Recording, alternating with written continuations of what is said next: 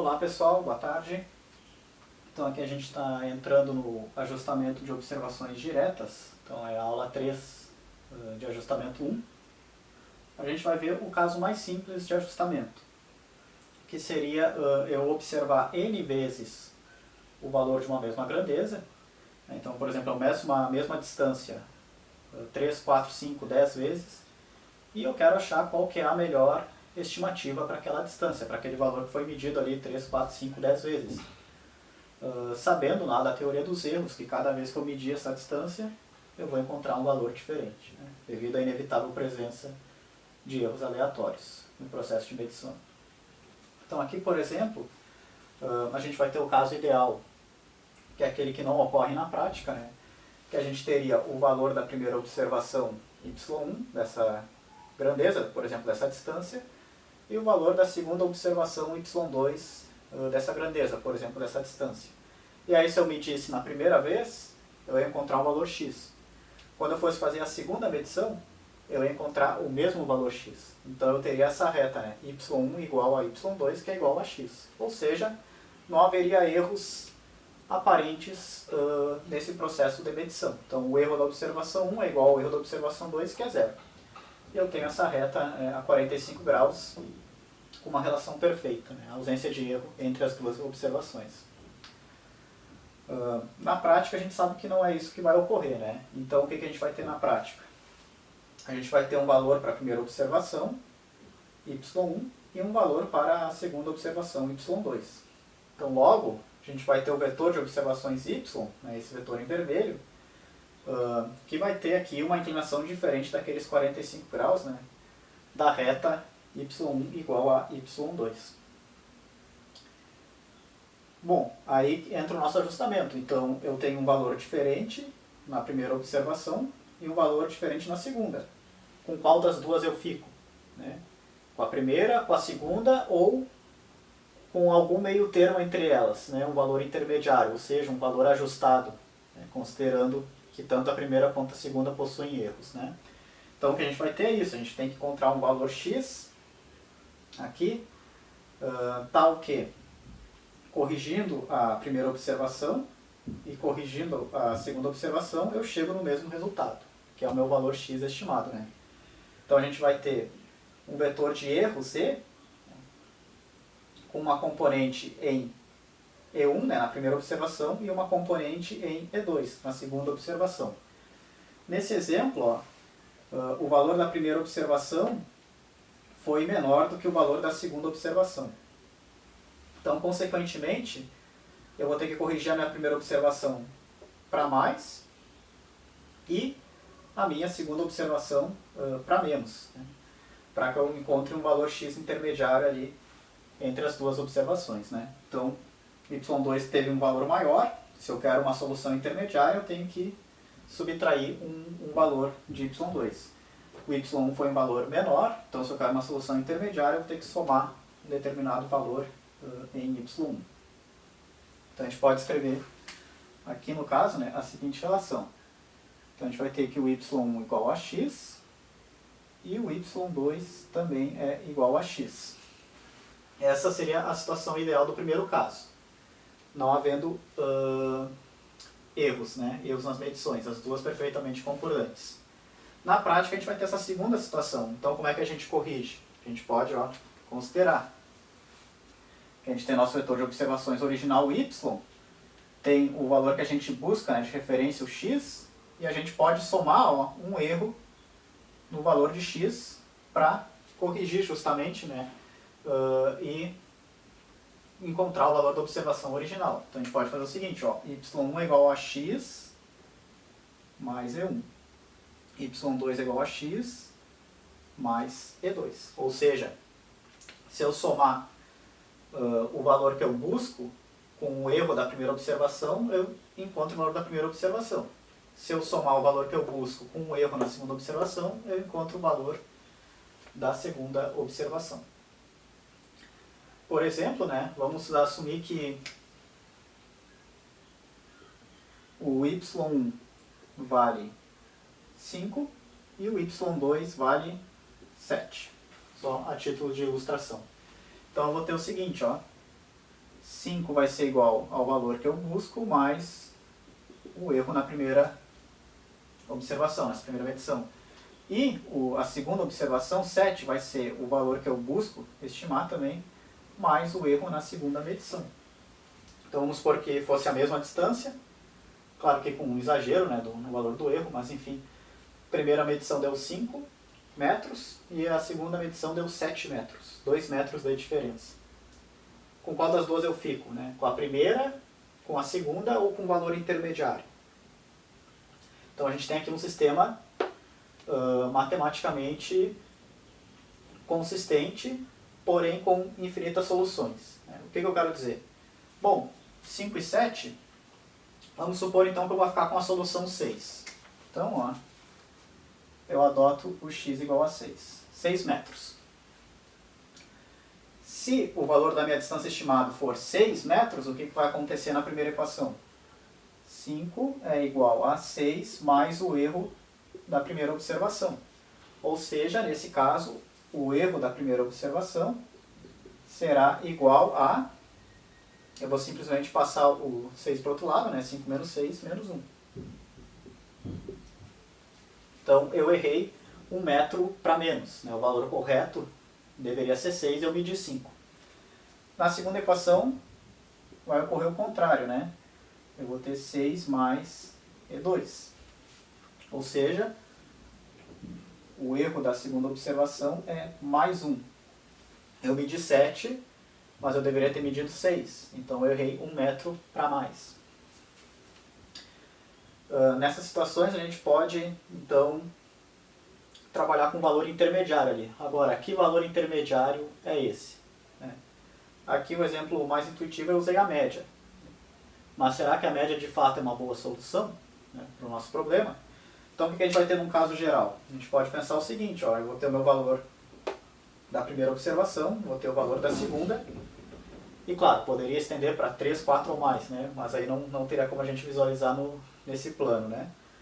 Mas aí, o princípio é o mesmo, né? A ideia é a mesma, só estendida para mais observações. Eu vou ter o meu vetor de observações y, então o resultado das minhas duas medições, e eu já sei que esse valor, né, esse vetor, não vai sair aqui a 45 graus. Né?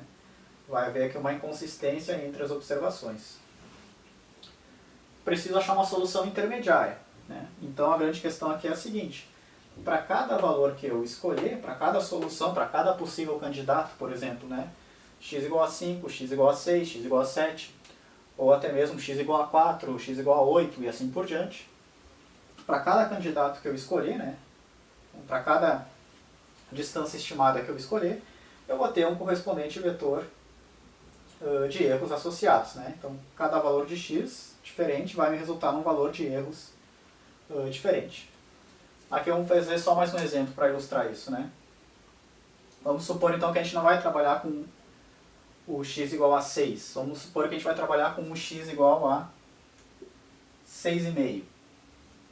Então, um pouquinho mais próximo da segunda observação do que da primeira. Então, nessa situação nós teríamos, ó. Então, se agora a nossa distância de referência é 6,5, então a gente teria para a primeira medição 5 igual a 6,5 mais o erro da primeira observação. Ou seja, o erro na minha primeira observação agora vale menos 1,5. Né? Eu medi 5, deveria ter medido 6,5. E na segunda, a gente vai ter 7 igual a 6,5 mais o erro da segunda.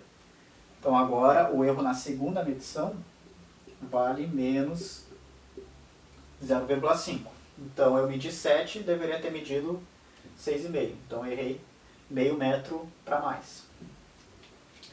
Então, resíduos diferentes, né, erros diferentes, desculpa, em relação ao outro candidato, ao x igual a 6. Com qual dos dois a gente fica? Né? Com x igual a 6 ou com x igual a 6,5? Ou será que existe um outro candidato aí, né, ainda mais atraente, né, que vai nos fornecer uma melhor solução? Então a gente tem infinitas possibilidades aqui, né, infinitas soluções. Então a gente vai trabalhar com esse princípio, né, o método dos mínimos quadrados, que inicialmente pensado lá nos tempos do Gauss e do Legendre. Né? Então lá em início do século XIX, né, lá por em torno de 1800 mais ou menos. Gauss e Legendre tiveram praticamente a mesma ideia, só que em intervalos de tempo um pouco diferentes, né, provavelmente de maneira independente. Né. Então o que eles pensaram para esse tipo de sistemas de equações? Né, matematicamente consistentes, porém com infinitas soluções devido aos inevitáveis erros de observação. Primeira coisa, vamos pensar o seguinte, ó. Então a gente tem o valor observado igual ao valor de referência, vamos dizer isento de erro, né, mais o erro daquela observação. Mas a gente pode, ao invés de trabalhar com o erro, a gente pode trabalhar com o resíduo. Quem é o resíduo? O resíduo é simplesmente a magnitude do erro com o sinal contrário. Ó. Então, para esse caso, por exemplo, ó, quem que é o erro da primeira observação? É o valor da primeira observação menos o valor de referência. Né? Então, quem que é o resíduo? O resíduo vai ser o contrário. O valor de referência menos o valor da primeira observação. Porque o resíduo é a correção. Né? Então, aqui, por exemplo, ó, a observação é 5, mas o valor de referência é 6. Bom, então meu erro estimado foi 1 metro para menos. Né? Eu deveria ter observado 6, observei 5. Errei 1 metro para menos. Mas o meu resíduo vai ser 1 metro para mais, eu vou corrigir. Né? Então 5 mais 1 dá 6, dá o valor de referência. Né? Então o que é o resíduo? O resíduo é o valor de referência menos o valor observado. Ó, o valor de referência 6 menos o valor observado, 5, um positivo, o meu resíduo. Então eu posso, ao invés de trabalhar com o erro aparente, com o erro estimado, eu posso trabalhar com o resíduo, que corresponde ao erro aparente ou estimado com o sinal trocado. Né? Mesmo a magnitude só muda a direção, o sentido, porque é a correção. Então eu vou ter o resíduo da primeira observação, vou ter o resíduo da segunda observação, posso ter o resíduo da terceira observação, em um caso geral, e assim por diante. Né? Então vamos supor aí que eu vou ter N observações ao todo. Então eu posso ter aqui N resíduos ao todo, N correções ao todo, cada uma para uma das N medições feitas. Né? Então a mesma distância observada 5, 10, 15, 20 vezes. Né? Assim por diante. Bom, e aí o que consiste então o nosso método dos mínimos quadrados? Aí o Gauss e o Legendre pensaram o seguinte: então, dentre essas infinitas soluções que eu posso ter, a melhor solução vai ser aquela que minimizar a soma do quadrado dos resíduos. Ou seja, eu vou pegar cada resíduo, cada diferença, e elevar ao quadrado. E vou somar todos eles. Aquele x que me resultar num valor mínimo para essa soma é a minha melhor solução. Então a gente pode reescrever isso aqui, ó. O que seria a soma, minimizar a soma do quadrado dos resíduos? Seria a gente dizer o seguinte, que o meu V1 ao quadrado mais o meu V2 ao quadrado, mais, né, assim sucessivamente, até o meu Vn ao quadrado, tem que ser mínimo. Né? Tem que minimizar essa soma do quadrado dos resíduos. Por que pensar no quadrado e não, por exemplo, eu vou simplesmente minimizar a soma dos resíduos? Porque se eu não elevar ao quadrado, eu posso ter resíduos positivos e negativos. Quando eu somar todo mundo, valores positivos vão se compensar com valores negativos. E aí eu posso ter uma solução enganosa. Por exemplo, eu posso ter um resíduo de menos 5 metros e um resíduo de mais 5 metros. Quando eu somar os dois, vai dar zero. Né? Menos 5 mais 5, zero. Só que o resíduo de cada um ali é bastante elevado, 5. Né? Positivo e negativo se compensou. Então elevar ao quadrado é um truque interessante, porque o menos 5 ao quadrado é 25. O 5 ao quadrado é 25. Então 25 mais 25, 50. Então essa grande magnitude permanece, né, no meu critério. Então essa é uma estratégia de elevar ao quadrado.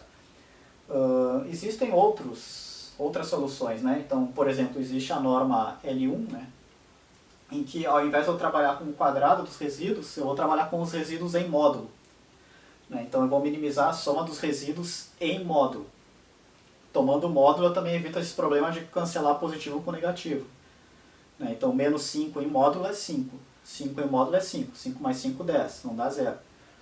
O problema dessa norma L1 é que ela não é uma solução linear, né? Então, a função módulo não é uma função linear e ela não vai ter uma solução única analítica, que nem aqui o método dos mínimos quadrados. Além de outras propriedades nas quais o método dos mínimos quadrados é interessante, né, de ter uma solução ótima, que nós vamos ver em outro momento. Então, na geodésia a gente faz a escolha aí pelo MMQ, desde que Gauss e Legendre derivaram esse método. Bom, mas quem é cada um desses resíduos ao quadrado? Ó, a gente pode agora substituir o valor de cada resíduo, né, pela sua expressão. Então, V1 ao quadrado é x menos y1 ao quadrado. V2 ao quadrado, x menos y2 ao quadrado. E assim por diante, né? Até o meu enésimo resíduo ali. Então, isso aqui tem que ser mínimo, né? Essa soma do quadrado dos resíduos tem que me resultar em um valor mínimo. Como é que eu faço para encontrar o mínimo de uma função, né? Então, vamos chamar que isso aqui é f de x.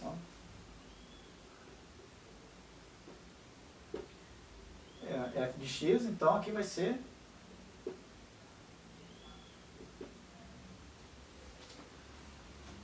somar o quadrado dos resíduos de cada uma das enésimas observações, né? Onde o VI depende explicitamente de x, né? Então a gente pode arranjar aqui, ao invés de trabalhar com VI, vamos colocar x menos y ao quadrado. Aí fica mais explícito. Bom, como é que a gente encontra o mínimo de uma função, né? Então, vamos fazer um esboço aqui. A gente tem o valor de x e a gente tem o nosso valor da função f de x. Essa é uma função quadrática, né? Então vamos supor que ela vai nos fornecer uma parábola.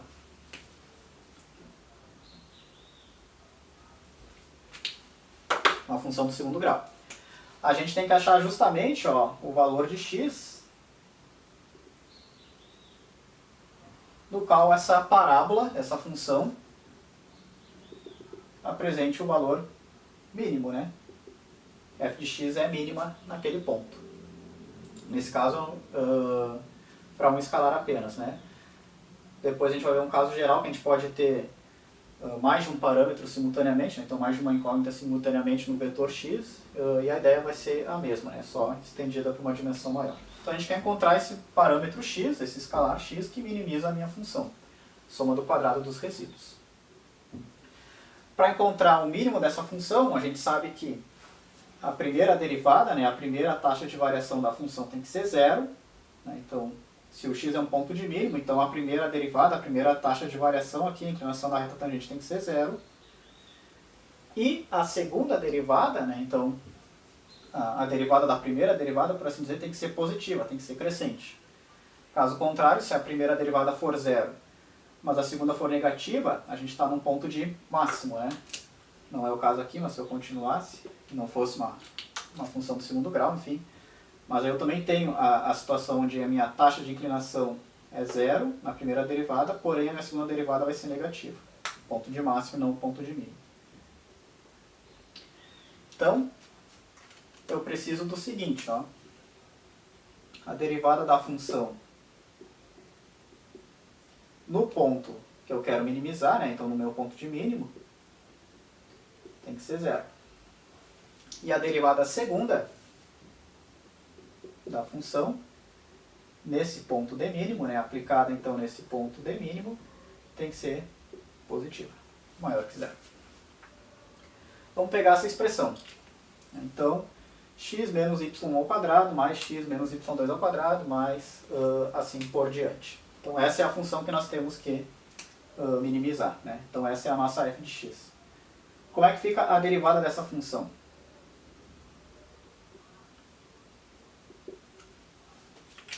A gente vai ter que derivar cada uma dessas parcelas em relação a x. X menos y1 ao quadrado, a derivada vale 2 vezes x menos y1 vezes a derivada de x, que é 1. regra da cadeia. O de fora, depois, vezes a derivada do de dentro. E assim sucessivamente, né? Mais 2 vezes x menos y2, vezes 1, enfim, mais, e a gente seguiria somando para todos os demais termos, né? E lá no final isso aqui deveria ser zero. Então a derivada da primeira função, a primeira derivada da função em relação a x igual a zero. Bom, isso aqui, ó, 2 vezes x menos y1 mais 2 vezes x menos y2 mais 2 vezes... A gente poderia botar nosso 2 aqui em evidência, né? E a gente vai ter x menos y1 mais x menos y2 mais... A gente vai ter n vezes o número x, uma vez para cada observação, né? Então a gente vai ter o seguinte, ó, n vezes x, menos y1 menos y2, assim por diante até o enésimo y, né? Até o menos o yn. Isso tem que ser igual a zero. Deixa eu ampliar um pouquinho aqui. Então essa expressão tem que dar zero, a primeira derivada. Bom, os dois aqui a gente já pode passar para o outro lado e já pode cortar, né? Então 2 vezes essa expressão igual a zero, então essa expressão tem que ser igual a zero, né? A gente pode simplesmente passar o 2 para o outro lado dividindo e se livrar dele. Então a gente vai ter o seguinte aqui, né? N vezes x menos y1 menos y2 menos yn igual a zero. Primeira derivada. A segunda derivada tem que ser positiva, né? Então a gente vai ter que ver agora a questão da segunda derivada aqui, se ela é positiva, para que a gente garanta que essa solução será uma solução de mínimo, né? Então, a segunda derivada, a derivada da primeira derivada. Nesse caso, o que a gente vai ter? Se a gente derivar essa expressão em relação a x, a gente vai ter em y1, y2, etc., zero, né? O x não faz parte dessas expressões. E, derivando em relação a x aqui, a gente vai ter 1 vezes n. Então, ó, a derivada da nossa função, a segunda derivada, né, em relação a x, aplicada nesse ponto que a gente busca, né, vai ser igual a n. N é o número de observações realizadas, né? Para eu ter erro, eu tenho que ter pelo menos 2 medições, para ter uma inconsistência entre elas, né? Então, como o meu n vai ser pelo menos 2, né, 2 ou mais que 2, né, então a gente sabe que essa condição é sempre satisfeita, né? Então, sim, ela é positiva, né? Então, o n aqui maior que zero. Então, beleza, a segunda condição, que a derivada da segunda seja um valor positivo, é sempre satisfeita. A gente vai trabalhar aí com 2 ou mais observações, né? Não existe número de medições negativo, né? Então, sempre positivo. Agora vamos resolver então a primeira expressão. Então a gente tem o seguinte, ó, n vezes x menos y1 menos y2. A gente pode expressar da seguinte forma: isso aqui vale n vezes x menos o somatório de cada uma das medições realizadas. y1, y2, y3, etc., né, somando todo mundo, e lá do outro lado tem que dar zero para satisfazer a condição. Então, n vezes x menos o somatório de i igual a 1 até n de cada medição realizada y i tem que dar zero. Passo o somatório para o outro lado, n vezes x tem que ser igual ao somatório de cada medição realizada, né, de y igual a 1 até n yi. Passo o n dividindo, então a gente tem que a nossa solução, agora vou chamar de x-chapéu, né? 1 sobre n, somatório de y igual a 1 até n, de cada um dos y. Isso aqui é a fórmula da média aritmética, né? Se eu somar todas as grandezas observadas y e dividir por n, pelo número de medições, eu tenho a média aritmética. Então, para o caso do ajustamento de observações diretas, ou seja, n repetições de uma mesma grandeza, a minha solução para o problema, pelo método dos mínimos quadrados, ou seja, né, aquele valor estimado que minimiza a soma do quadrado dos resíduos, é simplesmente a média aritmética dos dados. Soma todo mundo e divide por n, pelo número de observações realizadas. Aqui a gente está admitindo implicitamente, né, que todas as observações têm a mesma precisão, têm igual precisão. E a gente trabalha com a média aritmética. A gente poderia dizer que a segunda observação é mais precisa do que a primeira, ou vice-versa, né? Então, nesse caso, se a segunda observação é mais precisa que a primeira, eu poderia querer uma solução que fosse mais próxima da segunda do que a primeira, né, do que em relação à primeira, ou seja, não a média aritmética, uma média ponderada, em função justamente dessas diferentes precisões. Então esse ajustamento ponderado, né, nesse caso geral, a gente vai ver ainda nessa aula, só que em um próximo momento. Mas segue o mesmo princípio, né? Então quando eu conheço a precisão das observações e elas têm precisões diferentes, eu posso dizer que minha média ponderada também vai minimizar, vai ser a solução dos mínimos quadrados, né? Só que vai ser os mínimos quadrados ponderados, né? Ponderando em função das diferentes precisões ou variâncias. Quando eu assumo que todas elas têm igual precisão, a média aritmética é a solução por mínimos quadrados dos dados, né? Todas elas com igual precisão. Ou como a gente vai ver, mesmo peso no ajustamento. Então aqui na verdade foi apenas uma demonstração matemática, né? Para a gente seguir esse princípio, né? Então toda vez que a gente fizer n repetições de uma mesma grandeza, bom, eu quero o ajustamento delas. Bom, então se está falando em ajustamento, na geodésia a gente vai trabalhar com mínimos quadrados. Bom, simplesmente, se elas têm a mesma precisão, soma todas elas e divide por n. Calcula a média aritmética. Essa é a solução, o ajustamento por mínimos quadrados desse problema.